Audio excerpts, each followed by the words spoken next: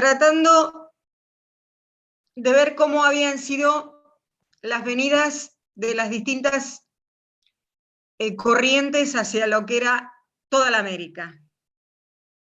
Ahora vamos a específicamente volcarnos a lo que es la conquista en Latinoamérica.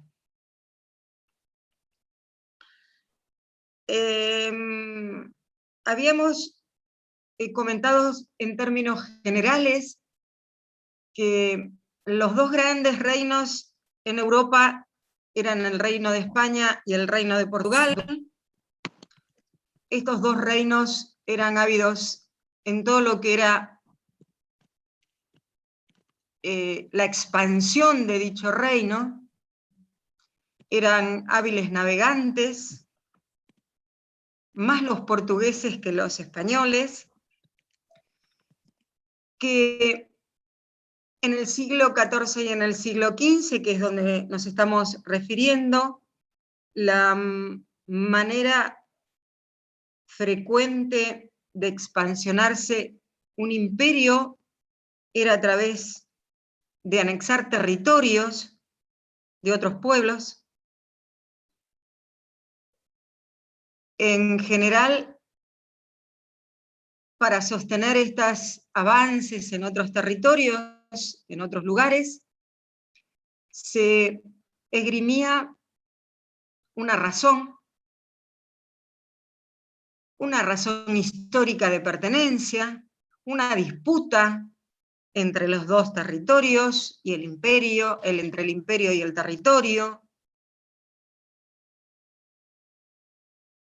Es el mostrar y el convencer de que a pesar de que una parte de esa sociedad podía no estar de acuerdo, había que darle una razón, y si esa razón era aceptada, mucho mejor. Cuando se empezaron las conquistas de nuevos territorios, los españoles también le buscaron una razón. Las razones que siempre se buscaban eran jurídicas. Lo jurídico que podía cerrar en esa época. Estamos hablando del siglo XV. Por ende, vamos a tratar de ubicarnos en el siglo XV.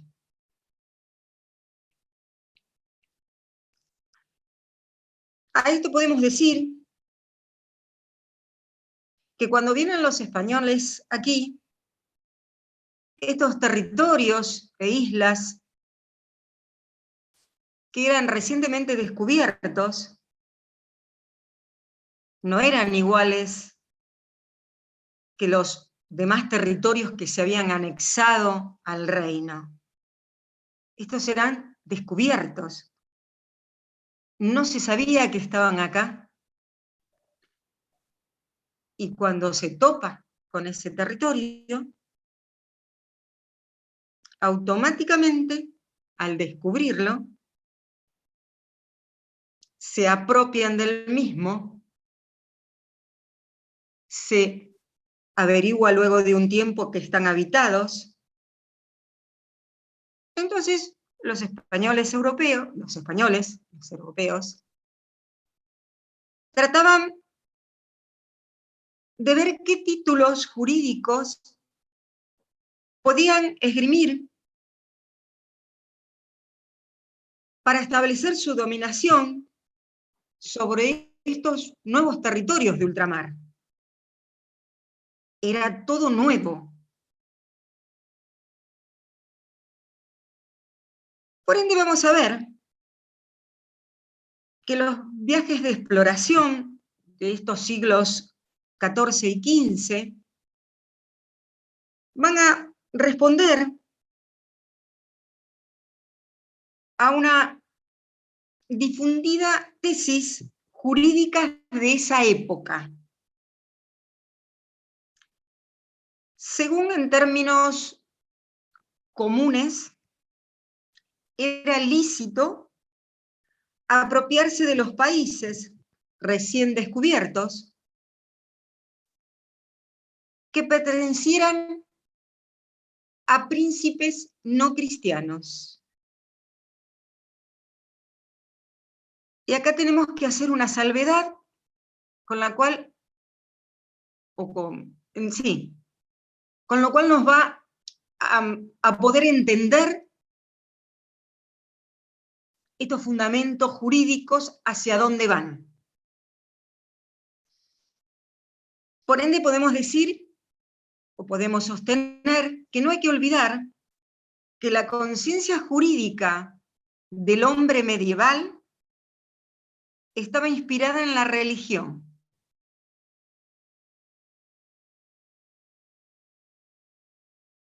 Y acá empezamos.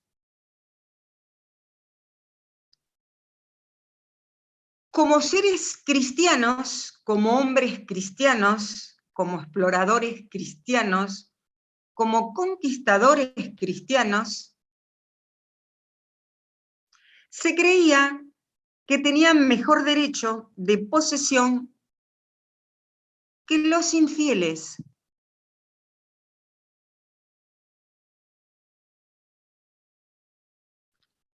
Con los descubrimientos, se entró en contacto con numerosas poblaciones no cristianas que no practicaban ninguna religión relevada, y cuando digo relevada, era ninguna religión de las conocidas en ese momento histórico,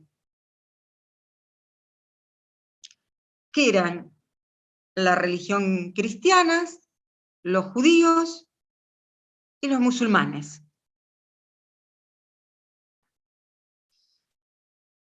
Cuando Colón descubre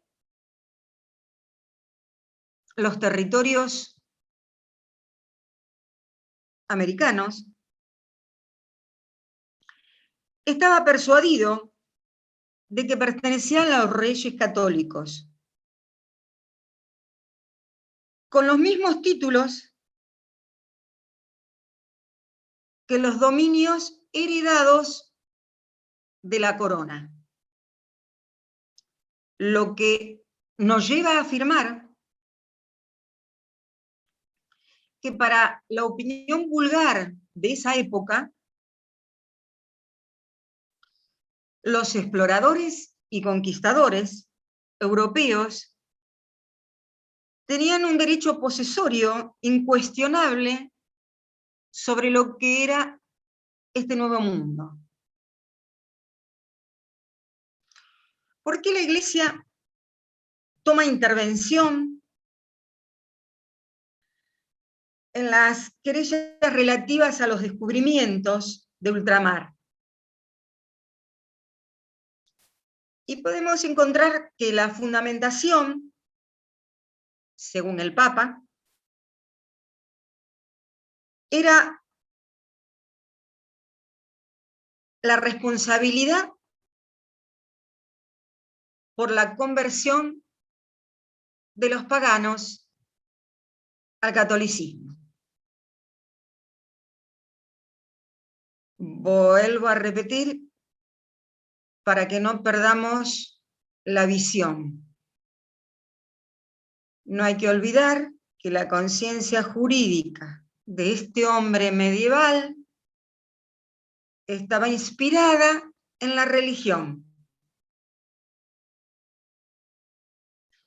Quiero explicar esto porque nos cuesta mucho entender determinadas cosas a los ojos de ahora. Entonces, tratemos de fijarnos ante qué estamos, ante qué individuo o qué individuo está percibiendo esto nuevo que ocurre.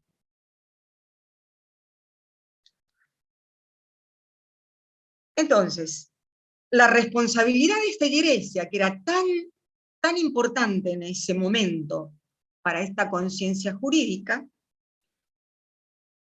lo posicionaba al Papa con una responsabilidad por la conversión de estos individuos considerados paganos, porque no profesaban ninguna de las tres religiones que el mundo aceptaba, conocía y profesaba. Aunque los reyes católicos sostenían que Colón había tomado posesión legalmente de las islas por él descubierta, y en nombre de ellos, y aunque los jurisconsultos de las cortes no consideraban necesaria ninguna fundamentación adicional que los títulos reales, desde un principio los monarcas españoles solicitan para estos descubrimientos de las Indias Occidentales bulas papales semejantes a la que la corona portuguesa había logrado obtener para sostener la conquista de lo que habían sido los territorios de África Occidental. Y así vamos a ver que en el año 1593 se van a expedir 5 bulas por el Papa Alejandro VI, lo que va a satisfacer estos deseos de la corona. Estas bulas van a otorgar a los reyes católicos sobre las islas y las tierras adquiridos por ellos en el océano la plena y libre, y esto es una palabra media difícil, imnimondia, potestad,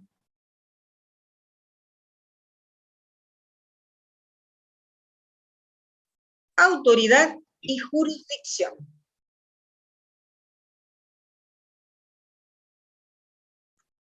Y con ello va a otorgarle la misma soberanía que en su momento el Papa Nicolás V le dio a los portugueses el sustento jurídico de las tierras africanas occidentales. Con esto, los españoles pudieron respaldar sus pretensiones de soberanía, alejar a los marinos extranjeros de toda la zona de influencia que tenían. Esto sirvió también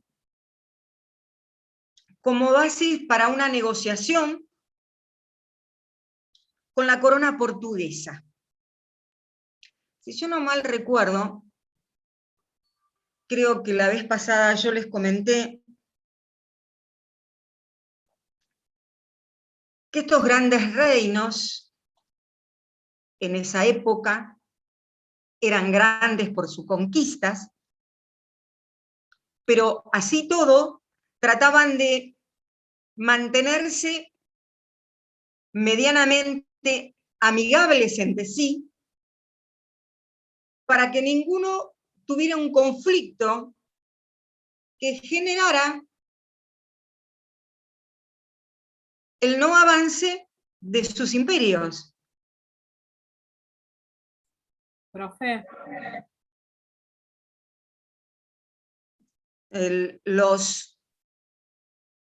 Si no es algo urgente, los micrófonos tienen que estar cerrados. No sé quién habló. ¿Erika? Sí, Erika. Quería consultarme porque cuando habla de las 5 bulas, ahí me quedé. Me mareé con eso. Bueno.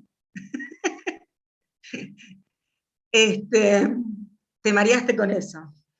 Bueno. Las 5 bulas van a darle la plena y libre soberanía de autoridad y jurisdicción a los reyes católicos de las nuevas tierras descubiertas.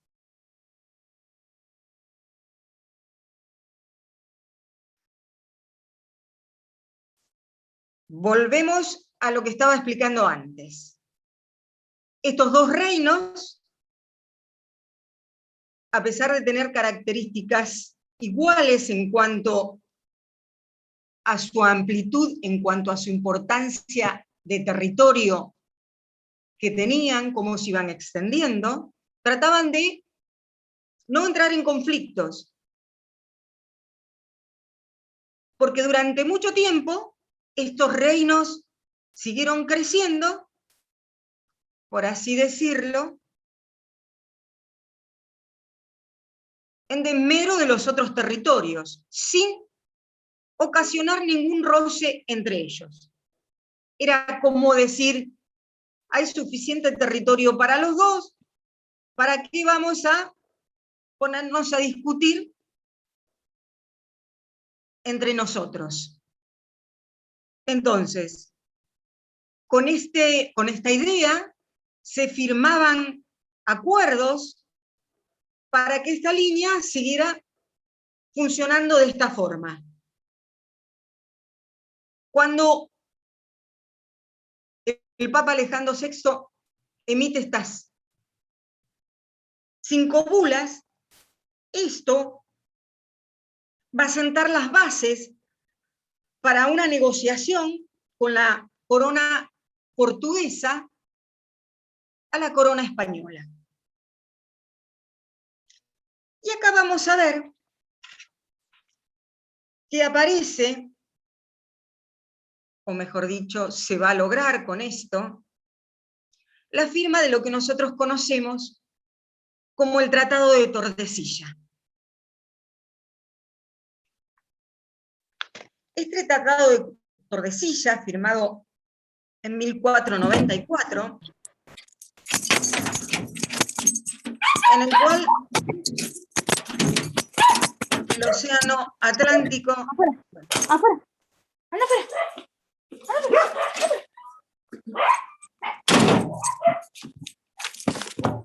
Bueno, Gabriela, apaga el micrófono. Muy bien. Por favor, no se olviden.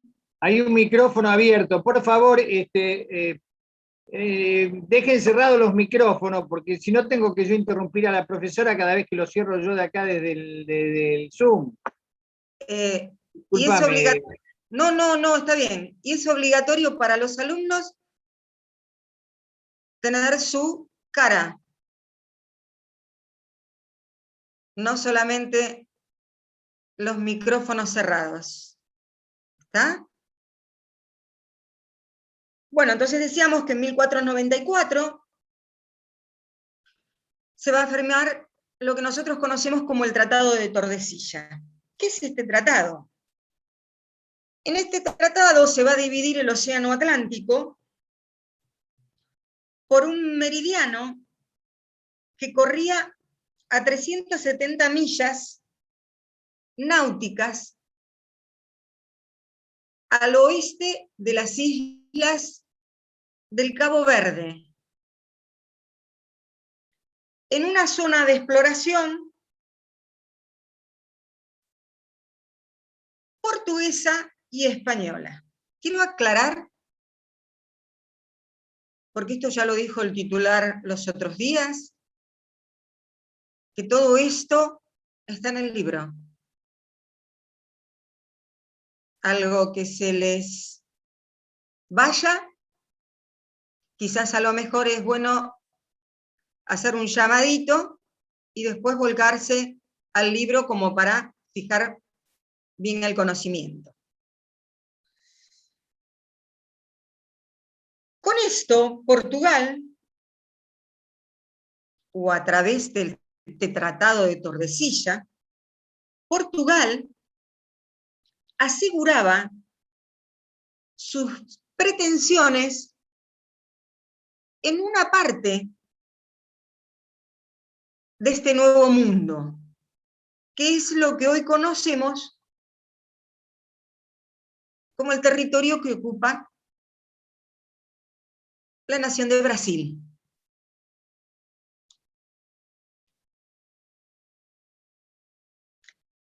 Ahora bien, el primer descubrimiento, la toma de posesión del territorio,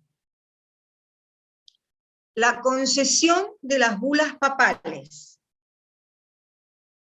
y el tratado entre las dos potencias ocupantes, España y Portugal,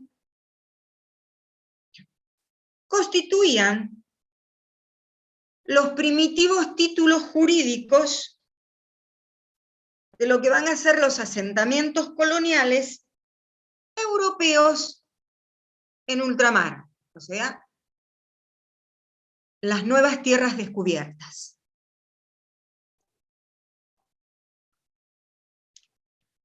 Diera la sensación de que estos tres principios jurídicos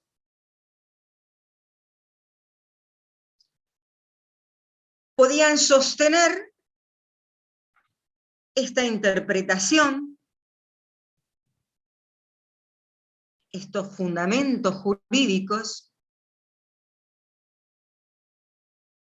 que hacía que los europeos poseyeran estas tierras. Yo a veces explico que no hay verdades absolutas, que las sociedades van cerrando verdades a medida de que haya un convencimiento a través de distintos ejes,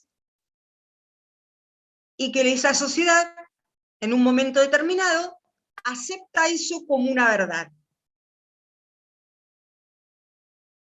Cuando esa sociedad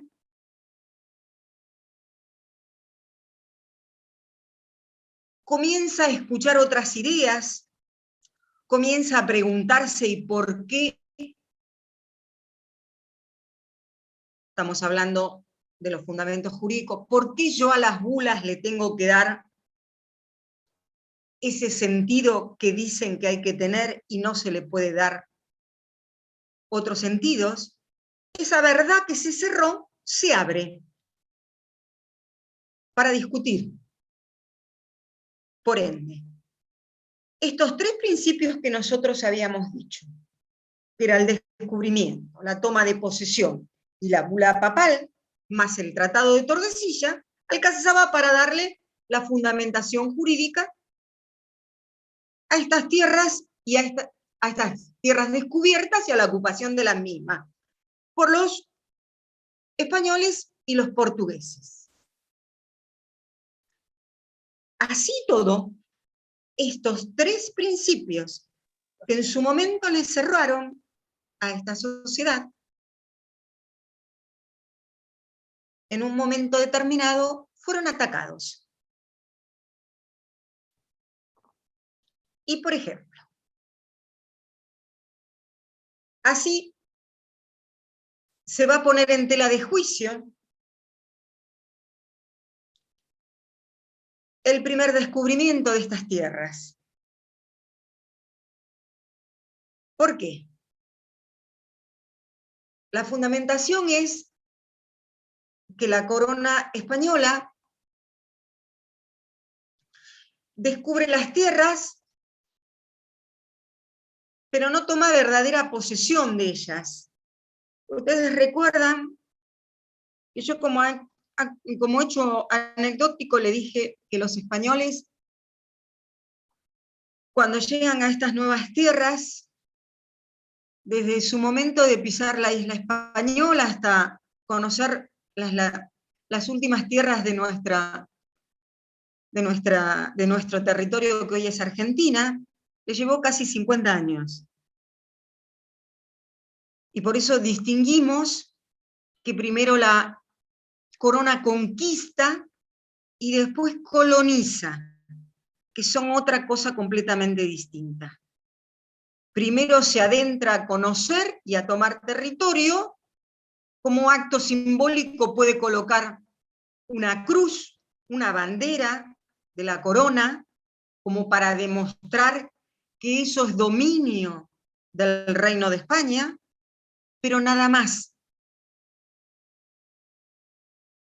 Entonces, lo primero que se ataca a esos títulos, podemos decir que no hubo una toma efectiva de posesión por medio del establecimiento de una colonia, como era común cuando se tomaba un territorio.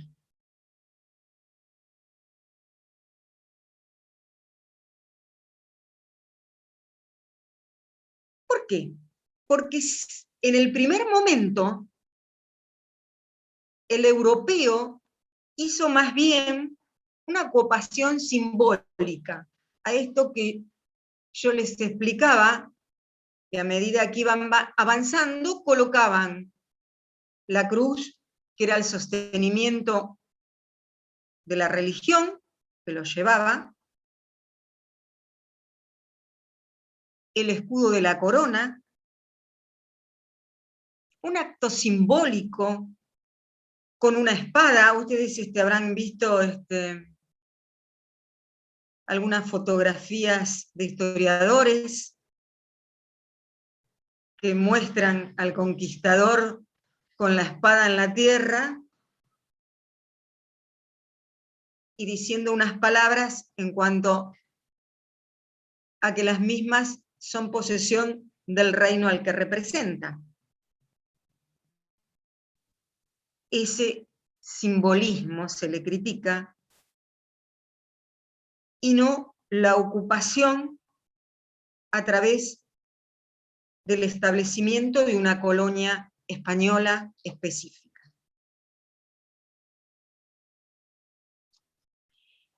Y así, cuando empieza a ponerse en duda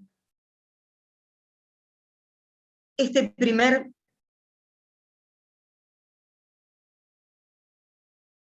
punto que sostenía esta posición jurídica, va a comenzar una crítica muy creciente. Y esta crítica va a estar basada en una tesis escolástica medieval, que en particular sostenía un monje, miren ustedes, un monje particular, que era Santo Tomás de Aquino,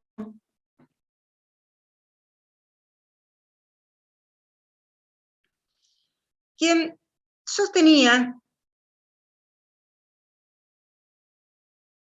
que cuando España conquistó los nuevos territorios, hizo caso omiso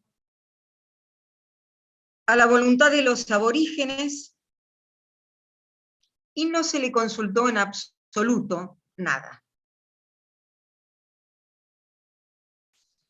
Y acá vemos algo que empieza a aflorar, una idea que hasta ese momento no había sido tenida en cuenta. Santo Tomás de Aquino sostenía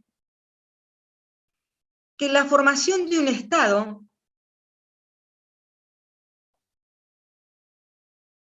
se daba a través de un derecho natural.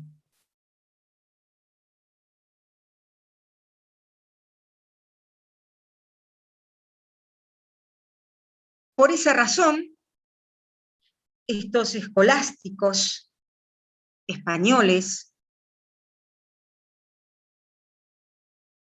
tardíos se le dice porque hubo que esperar un cierto tiempo para que se empezaran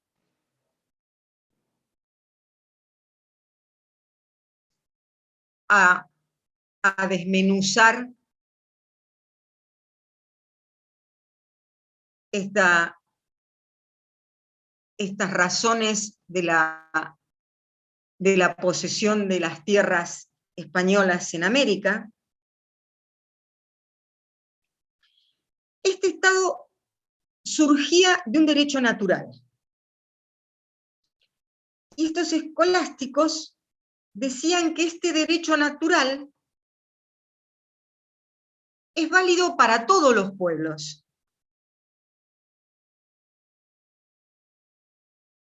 Los exploradores españoles, por esa razón, no podían desposeer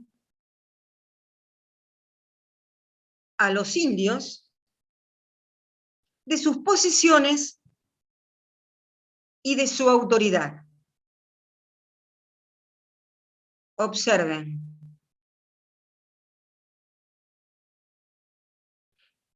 Desde el seno de la misma Iglesia, que le da las bulas a los reyes católicos para sostener la posesión y la autoridad de las tierras descubiertas en el Nuevo Mundo, sale esta nueva idea que contradice el basamento de esta verdad, fundamentándolo a través de otra vía, ese derecho natural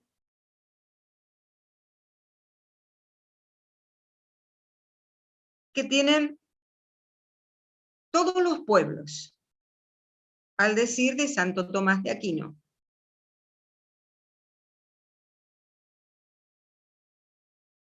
Vamos a encontrar otro monje,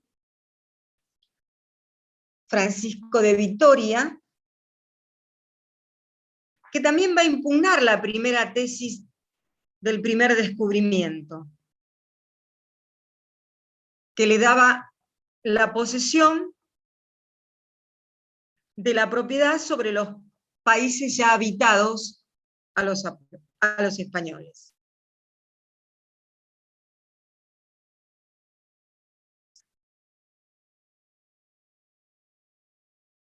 Vamos a encontrar teólogos que van a sostener también lo mismo, que carecen de valor esos títulos. El monje dominicano, dominico Bartolomé de las Casas, mantiene también esta idea del derecho natural.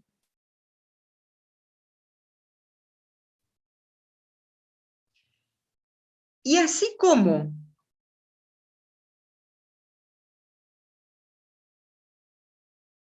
no acepta el primer descubrimiento, esta misma escolástica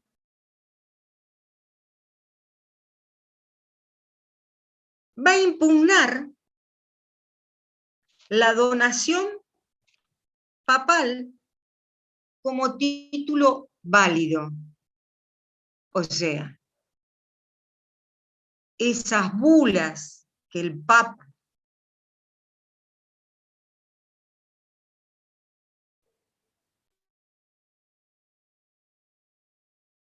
le aseguró al reino español para sostener su posesión en los nuevos territorios,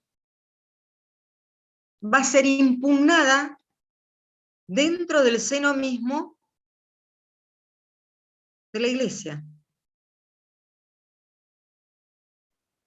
como un título válido para sostenerlo jurídicamente.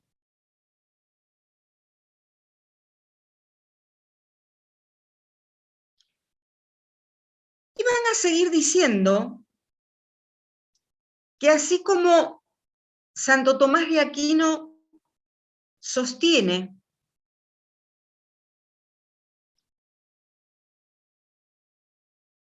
que el Cristo que dice o que sostiene la Iglesia Católica no había querido ser un príncipe terrestre, el Papa carecía de derechos seculares de soberanía y por lo tanto no tenía autoridad sobre los que llamaba paganos.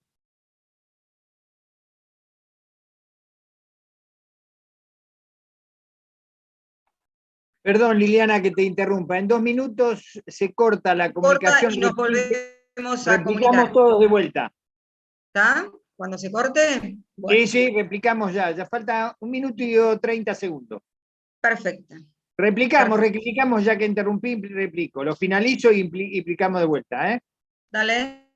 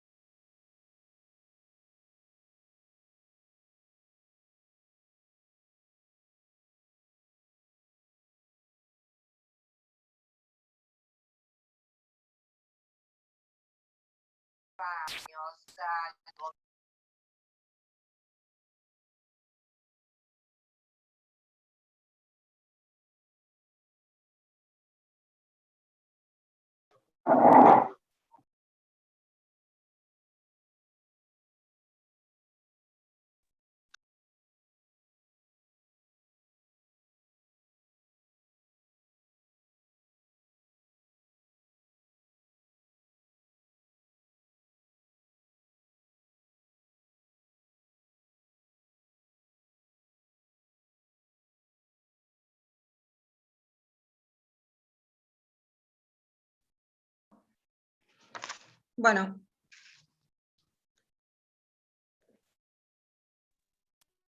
Dijimos que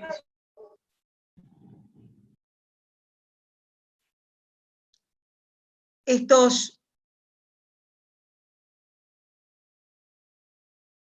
teólogos también sostenían, siguiendo a Santo Tomás de Aquino, que el Papa carecía de facultades seculares de soberanía. ¿En base a qué? A que lo que sostenía esa Iglesia Católica con respecto a su fe en la figura de Cristo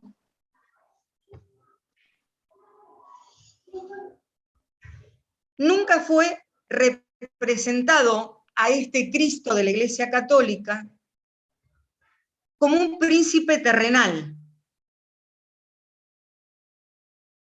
Por ende, el Papa no podía otorgarle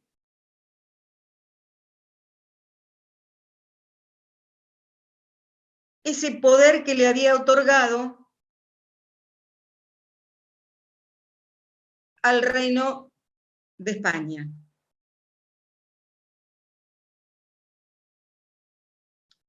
Es más, sostenían que estos príncipes paganos eran autoridades tan legítimas como los monarcas cristianos, porque su poder derivaba de ese derecho natural que habíamos hablado hasta hace un momentito, el cual sostenía que todos los hombres eran iguales.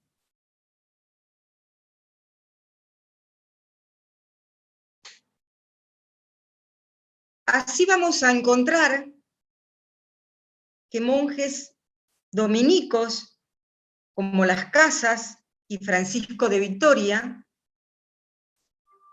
negaron que el Papa Alejandro VI pudiera transferir a España poder secular sobre los descubrimientos en el Nuevo Mundo. El Papa no podía agraciar a nadie con países y señoríos. Por ende, podemos decir abiertamente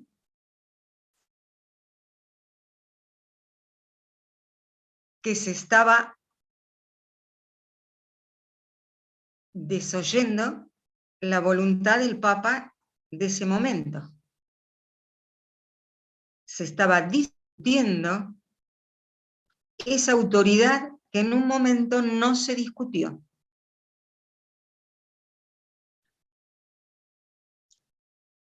Cuando empiezan estas discusiones,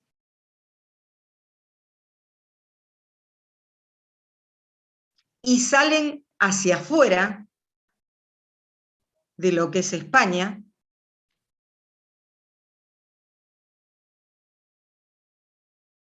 esto llega a oídos de los franceses, de los ingleses, de los holandeses,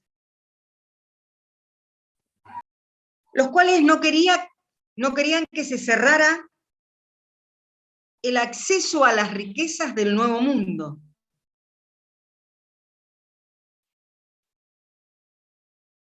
E impugnan esa validez que según el derecho de gente ellos sostenían, y por lo que los dos reinos se habían repartido las tierras de este Nuevo Mundo,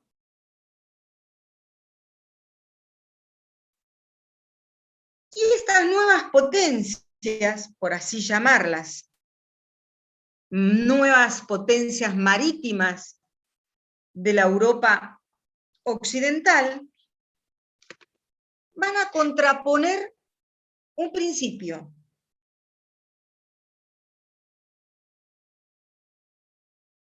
Que va a contrarrestar eso que sostenía la propiedad de estas tierras en manos de los españoles y los portugueses. Y ese principio es el de la libertad de los mares y del libre comercio mundial. Y acá se mezclan dos cosas.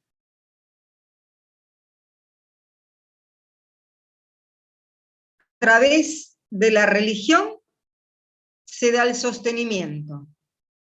A través de la religión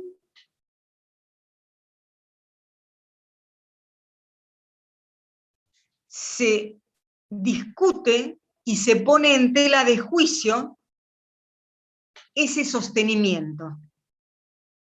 Ante esto, las nuevas potencias marítimas, porque aparecen nuevas potencias marítimas, en base a lo que sostienen a través del derecho natural, que todos los hombres son libres de sus posesiones y de su autoridad, van a asentar el principio de libertad de los mares y del comercio mundial.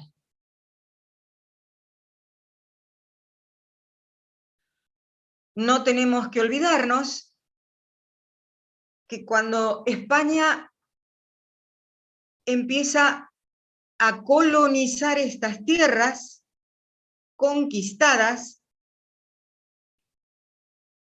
solamente obliga a estas tierras a tener el comercio a través de España, nada más. Es más, si ustedes ven registros de cómo entraban las mercancías y cómo salían las mercancías de estos territorios, se van a dar cuenta de que era una línea que nunca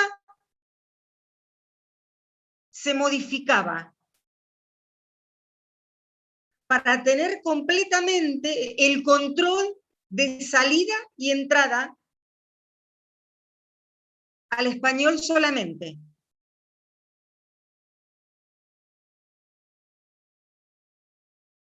¿Qué mejor momento para aquellos que querían comercializar con estos nuevos territorios que hacer valer esta discusión que del mismo seno que antes la sostuvo, ahora lo discute?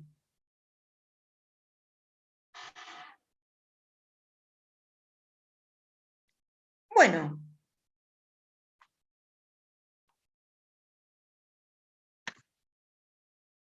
podemos también decir que para los contemporáneos de ese momento, el más convincente fundamento de la posesión de estas tierras a la corona española era la misión que tenían el cristianismo de convertir a los infieles.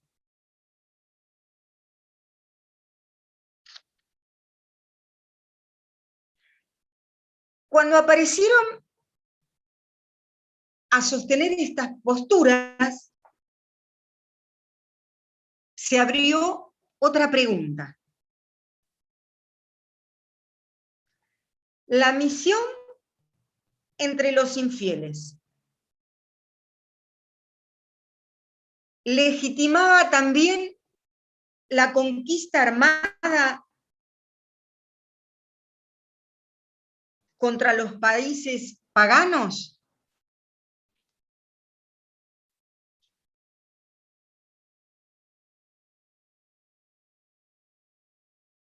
Gran pregunta, ¿no? Otra discusión que va a servir también para abrir el agujerito de esos tres principios que en un momento cerraban y que le daba toda la fundamentación jurídica a los españoles con respecto de estas tierras.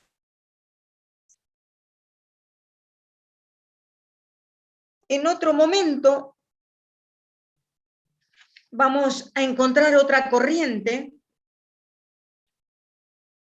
que va a estar fundamentada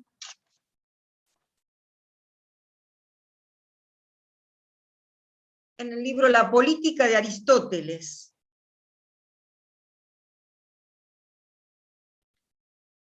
El cual sostenía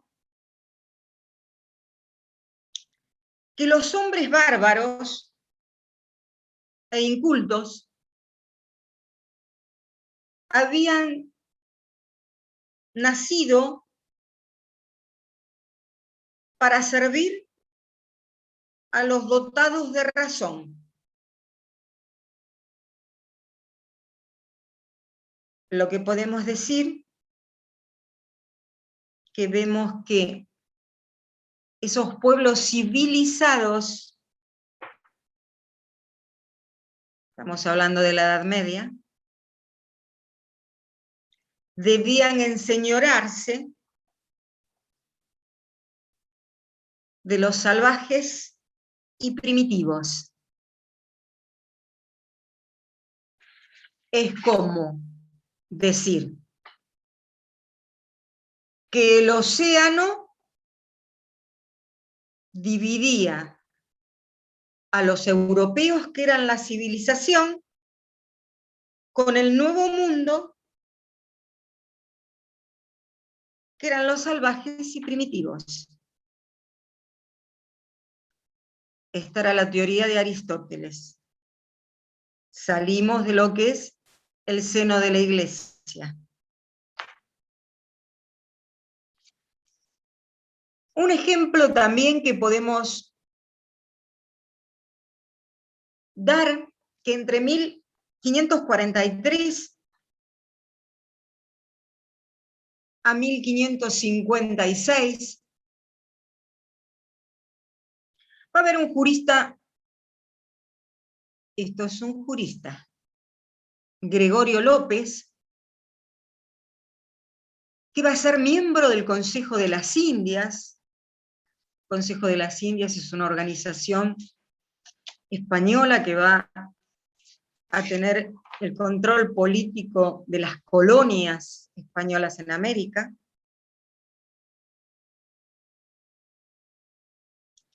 Va a mantener la concepción de que los pecados de los indios contra Dios y la naturaleza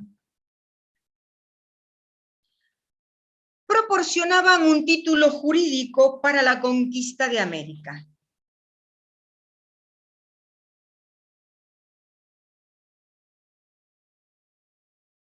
Y en caso necesario, los reyes católicos podían hasta forzar a los habitantes del Nuevo Mundo, por medio de la guerra, a que vivieran en conformidad con el derecho natural.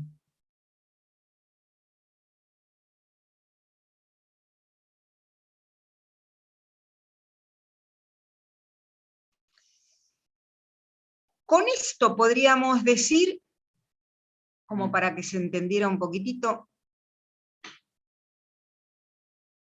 y hacerlo un poquitito más simple, que fundamentábamos, o se fundamentaba a través de lo que decía López, moralmente, un imperialismo al servicio de la civilización.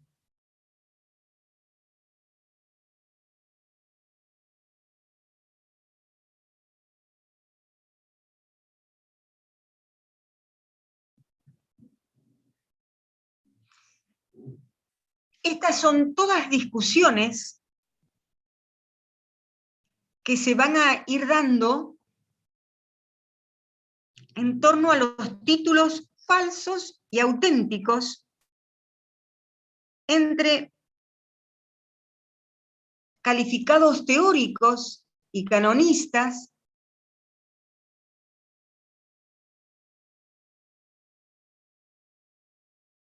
sobre la verdadera fundamentación de que estas tierras pertenecieran al Imperio Español.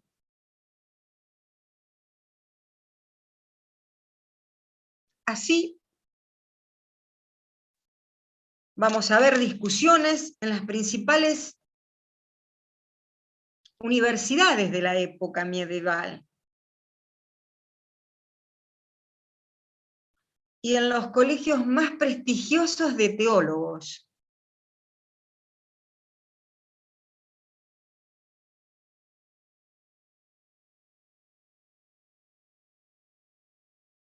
Que van a hacerse eco del común denominador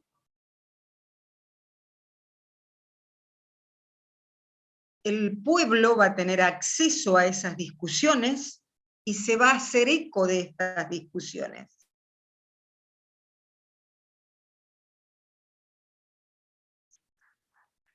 A ver.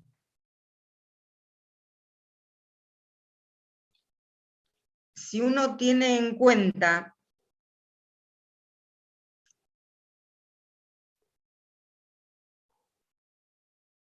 por qué el individuo o por qué las sociedades necesitan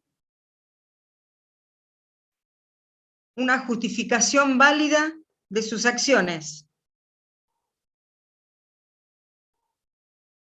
Esto es una discusión, ¿eh?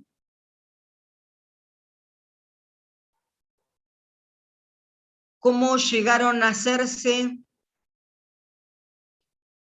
en el primer momento los códigos para que las sociedades supieran qué estaba castigado y qué acción está castigada y cuál no está castigada?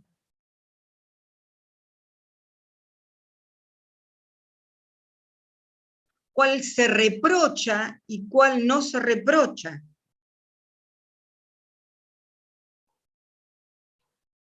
Por eso se buscan fundamentaciones.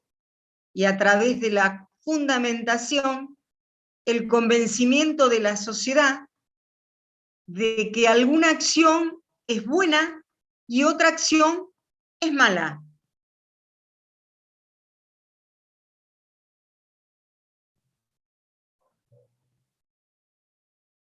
Nosotros, cuando entramos en la profesión, medianamente hacemos eso. Tratamos de convencerlo al juez que nuestro derecho es más importante que el derecho del otro, en base a la fundamentación. Las sociedades antiguas también necesitaban de esa fundamentación. Sí, era distinta esta, pero era una fundamentación acorde a lo que esa sociedad pensaba.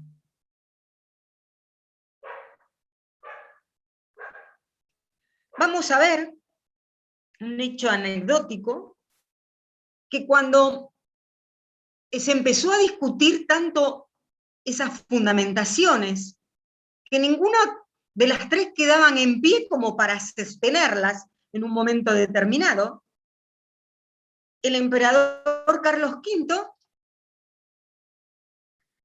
tomó conciencia de esto, de que ya no era una discusión interna, sino que salía hacia afuera y no convenía esto, que el común denominador de la gente se enterara de lo que se estaba discutiendo.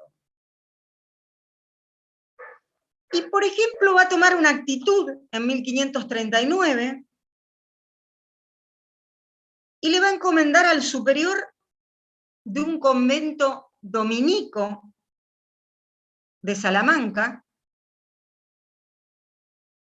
a que prohibiera los debates y los sermones de los miembros de esa orden, porque los dominicos son los más combatientes de sostenerlo a través de la religión,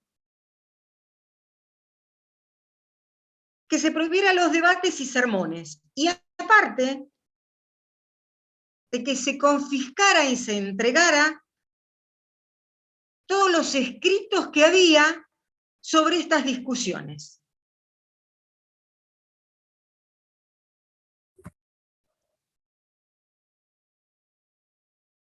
Así todo, estos teólogos y monjes que discutían no se van a reducir al silencio. Y vamos a ver que en 1542,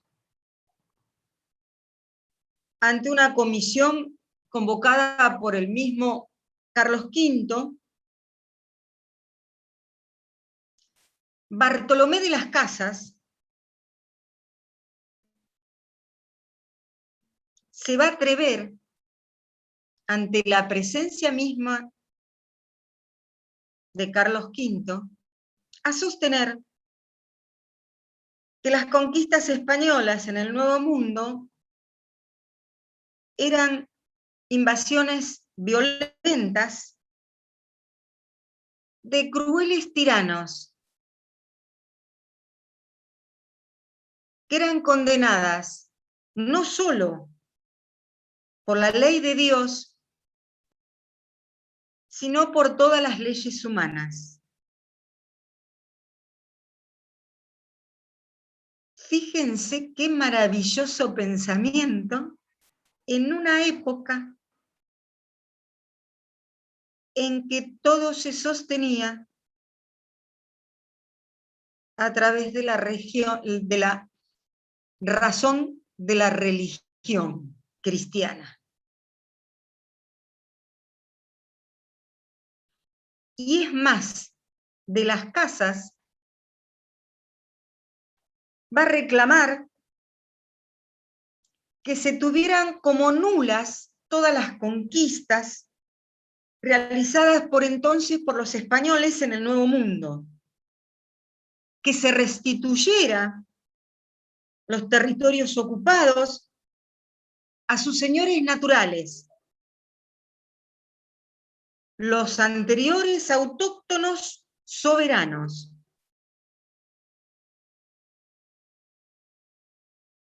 ¡Wow! Fuerte, ¿no?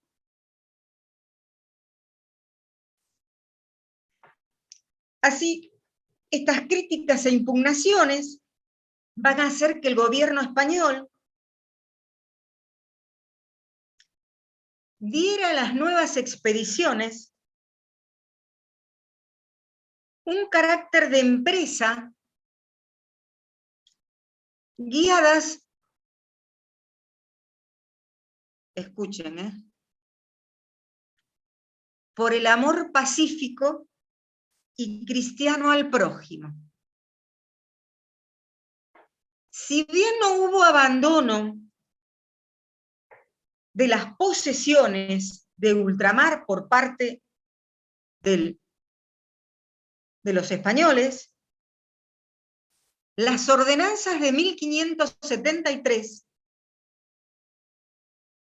van a sustituir expresamente la palabra conquista por la de pacificación.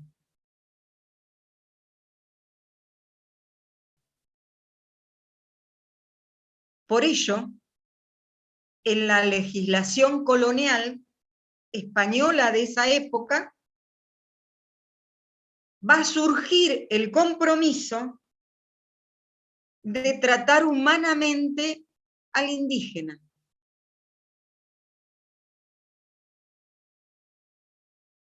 ¿Cómo va cambiando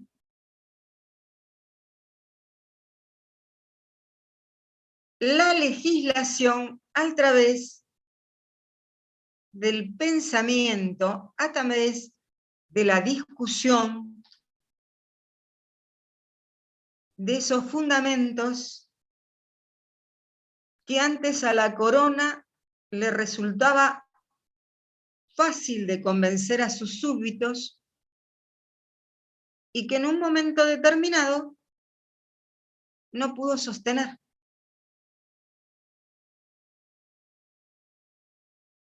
Nosotros vamos a ver el comienzo de cómo estos hechos van a ocurrir con los distintos hechos históricos. Porque para modificar hechos históricos ya plasmados y darle lugar a otros completamente distintos, las sociedades van a buscar fundamentaciones que le sirvan a esa sociedad para sostener ese cambio de hecho histórico por otro.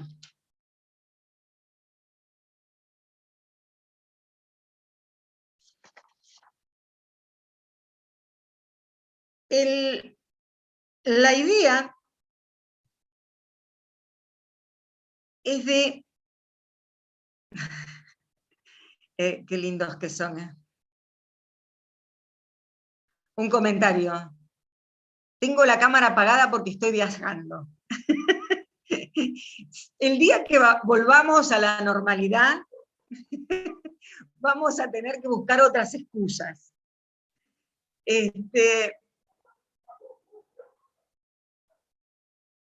Por eso es tan importante el punto de las fundamentaciones, y por eso es tan importante ver cómo van cambiando.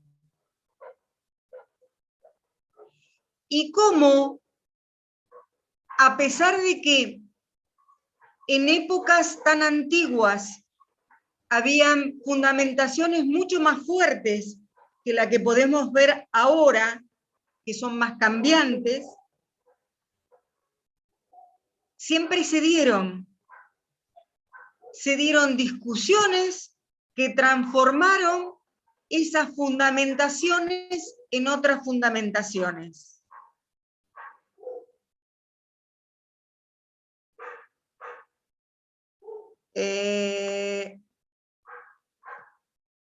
Yo tengo las 5 de la tarde, no sé ustedes qué hora tienen. Está bien. Está ¿Hay bien, alguna pregunta? Liliana, Sí. yo quiero pasar un aviso. Les quiero comentar a todos los alumnos y que se los transmitan a sus compañeros que tienen que estar presentes en todo el transcurso de la clase, porque al principio, cuando se cortó el Zoom, teníamos 69 alumnos que estaban presenciando la clase. Cuando se reinició, y en este momento, ahora tenemos 64. Cuando se tomó la captura de pantalla, había 62, con lo cual hay 7 que no estaban cuando se tomó la captura, que la tomó otro docente. No sé cómo van a justificar el presente, porque no se les tomó el presente, se fueron, ¿no? Se hicieron la vivada de quedarse un ratito y se van. Esto es una universidad, es beneficio para ustedes escuchar las clases, porque si hacemos la vivada de irnos, no tomar el presente, no ir a clase, después, cuando no aprueban, vienen las quejas. Entonces yo les pido que el que viene a clase, que esté presencia en toda la clase, porque pronto van a ser presenciales. El que no esté en la clase no va a tener presente. Esto es lo mismo que una clase. Tienen la posibilidad de estar en su casa escuchando a los profesores y bueno, hacen esas cosas. Yo no lo sé por qué lo hacen, la verdad.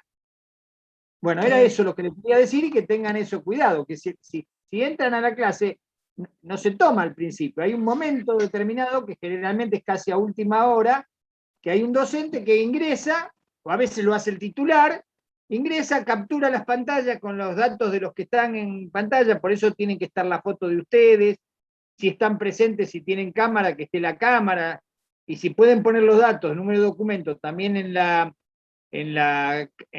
pantalla, también, estando el nombre y apellido es suficiente. Bueno, no es necesario, porque no se toma del chat, se toma de la fotito que sale en la presencia, lo que ustedes ven cuando nos ven a nosotros, que ven a todos sus compañeros, de la misma forma se hace una captura de pantalla y eso es el presente.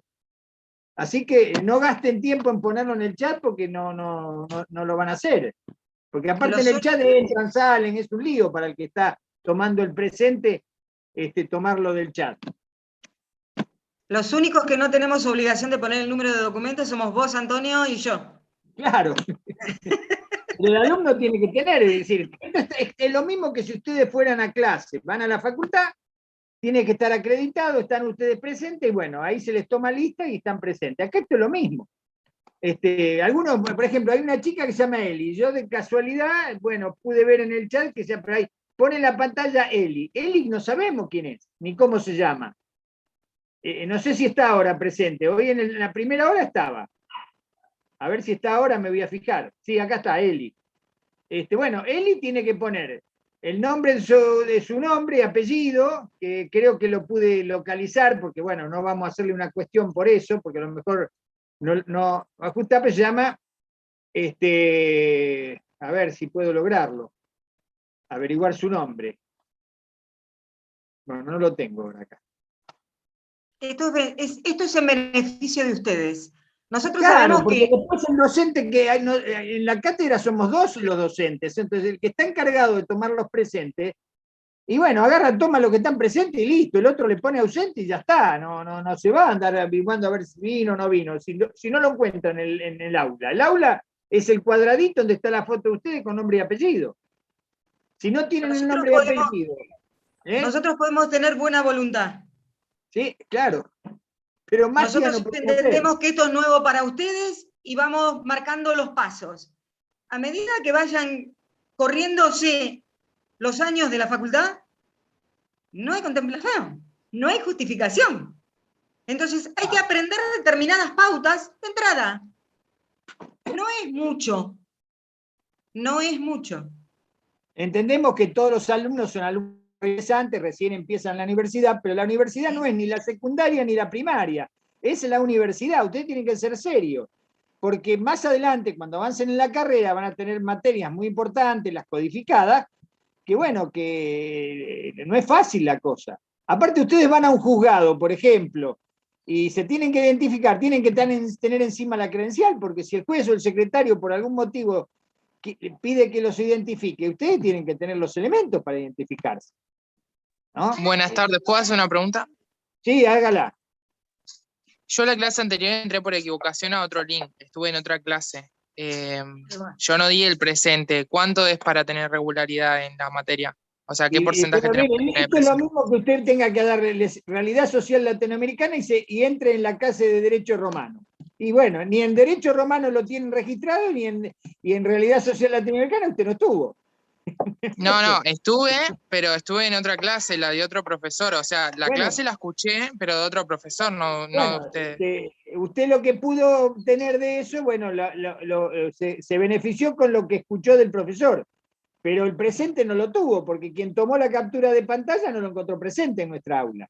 No, por eso quería saber cuánto es el porcentaje de presentes que tenemos que tener para tener ser regulares. Déjame a mí, Antonio. Sí, te dejo. Esto es una cosa que se van a tener que acostumbrar a ustedes en su vida si quieren terminar la carrera y ser profesionales del derecho. Nosotros leemos todo. La universidad tiene reglamentos. Los reglamentos se leen. Se leen para entrar dentro de la universidad, pero también se leen para discutir en el caso de que la universidad se equivoque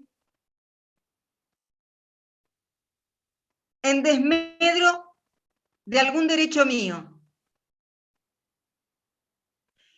Usted, Gutiérrez, tiene que fijarse dentro de la página de la universidad cuántas faltas puede tener durante el cuatrimestre para no quedar libre. La obligación es suya. La universidad se la deja ahí, para que usted vaya y se haga de ese derecho. ¿Se entiende? Si yo no me equivoco, para no ser tan dura, creo que es el 75% de las asistencias, ¿no, Antonio? Sí, creo que es así, pero... Así que saque la cuenta. ¿Cuántas clases tenemos? Saque el 75% y ahí se va a dar cuenta. ¿Cuánto es, Gutiérrez? ¿Cuántas clases puede tener ausente? Disculpe, profesores, es el 80% de asistencia. Gracias, alumna. Bueno, El perfecto. 80% Ustedes lo que tienen que hacer Gutiérrez. es leer el reglamento de la facultad, porque nosotros estamos para dar clase, no para hacer las normas administrativas que ustedes tienen que cumplir. Exacto. Mejor no podemos equivocar, porque yo no me fijo. El que toma el presente lo toma la universidad, lo toma la facultad, no se exige eso, les exige a ustedes eso. Entonces, si ustedes no lo cumplen, no sé cómo lo van a solucionar. Cuando estamos en presenciales se soluciona fácil, se toma lista, el que está presente tiene presente, el que está ausente no está. Y bueno, pero en este caso, bueno, se tomó esta determinación. Pero Hasta bueno, un minuto para cerrar la clase, se va a cortar. Bueno. Gracias. ¿Puedo hacer una consulta? Porque quería sacarme una duda del tema de hoy.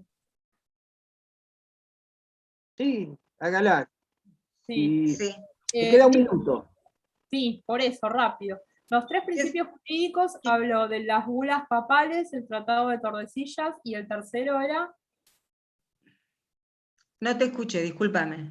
Van a tener que replicar porque se va a cortar. El que entra, entra. Está en el libro, vos no te preocupes. Bueno. Anda al libro y está en el libro. Sí, no hay problema. No, pero ¿por qué no replicamos aunque sea que entre para que la alumna pueda... No hay problema, profe, yo lo busco en el libro, quédese tranquilo. La toma de posesión. Gracias. Ahí te lo contestaron, mira. La toma de posesión. Toma de posesión, bulas y descubrimiento. ¿Listo? ¿Quieren replicar de...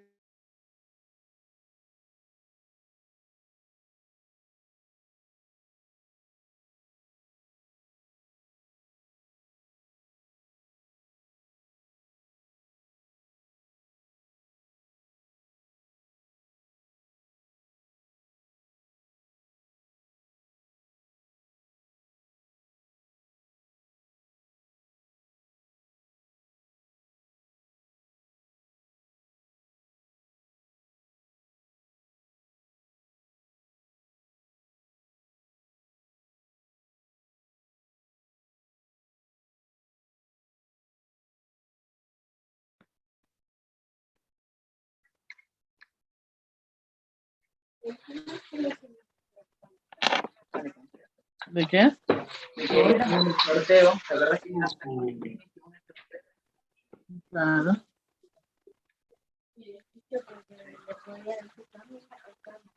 claro, por eso.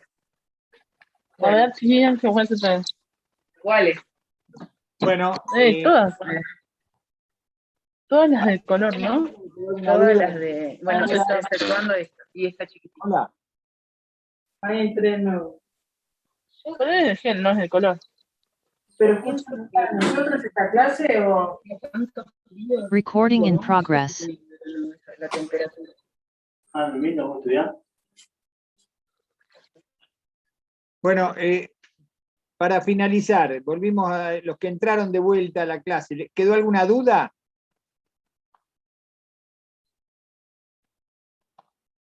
Hola. Parece que no.